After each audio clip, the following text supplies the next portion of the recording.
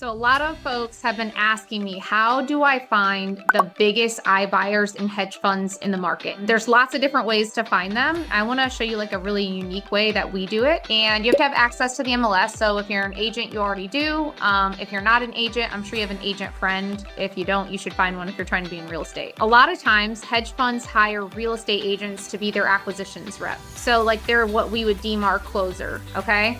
And when you're a big iBuyer, they typically make hundreds of offers on the MLS a day in the cities that they're in.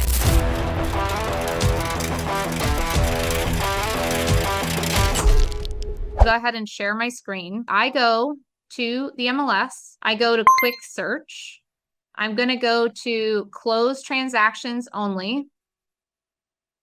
I'm going to dive down to add a field and add sold terms. It'll pop up on the bottom left here. I'm going to do cash only. I'm going to X out of this. Oh, and I forgot, up at the top, I want to do the last, say, 90 days. So 1,700 cash transactions on the MLS in 90 days. I'm going to say view list. I'm going to then export it. Now, I just exported it so we didn't have to wait and do it. It exported this. Now, what I did is I put my cursor over it all. And I put insert pivot table, okay? And it went and created this pivot table.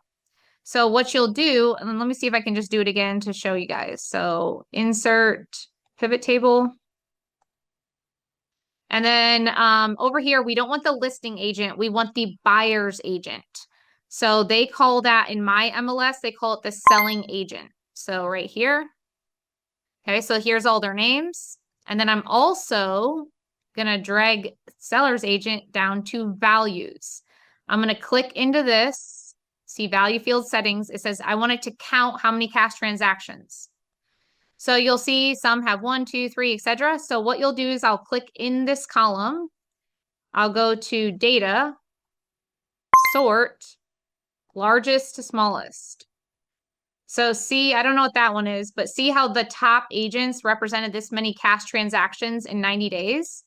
Like this Sandy girl, that's impressive. So my guess is she's either representing herself, she's representing multiple investors, or one big investor. So then what I do from there, and if, by the way, for those of you guys that are really good at AI agents, you can teach your AI agent to go do this for you. I would pull it like once a quarter.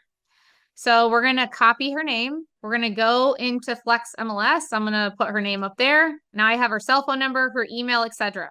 So the first thing I'm going to do is I'm going to call her and just say, hey, I noticed that you've represented a lot of cash transactions on the MLS recently. I am a wholesaler and flipper. By chance, are you representing buyers? Or are you representing yourself? And she'll probably spew out, who she's representing. And ultimately from there, we then want to ask her, hey, let's just say she works with an iBuyer or a big hedge fund.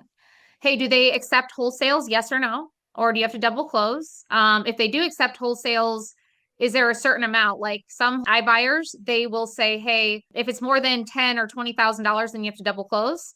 They typically require their title companies, and they always have all these rules on what it's like to work with them. So get familiar with her, what she's looking for, who is she representing.